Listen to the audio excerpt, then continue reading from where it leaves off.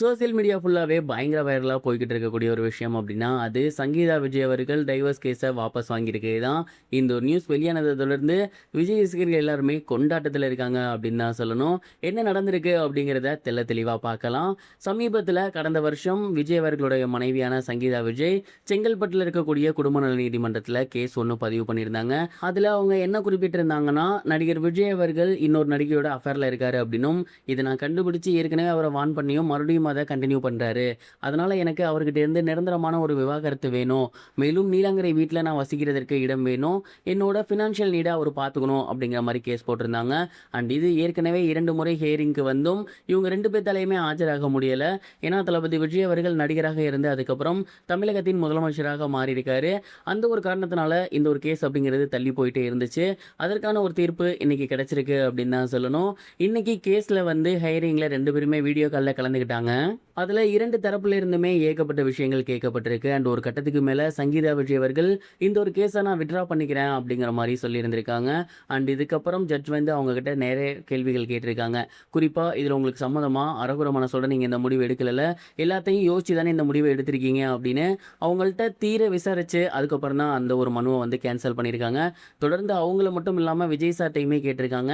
அவங்க வந்து வித்ட்ரா பண்றேங்கிறாங்க. உங்களுக்கு ஓகேவா, இல்ல நீங்க எதுவும் பிரிய போற முடிவுல இருக்கீங்களா, நீங்க என்ன சொல்றீங்க அப்படிங்கிற மாதிரி கேட்டு 2 பேர்த்திட்டையுமே சம்மதம் வாங்கினதுக்கு அப்புறம் தான் அந்த கேஸ் அப்படிங்கிறது வித்ட்ரா ஆகியிருக்கு. ஸ்டார்டிங்ல இந்த ஒரு நியூஸ் அப்படிங்கிறது ஃபேக் நியூஸ் அப்படிங்கிற மாதிரி தான் நிறைய பேர் நினைச்சுக்கிட்டு இருந்தாங்க. பட் அஃபிஷியலி இந்த ஒரு நியூஸ் வந்து வெளியாகியிருக்கு.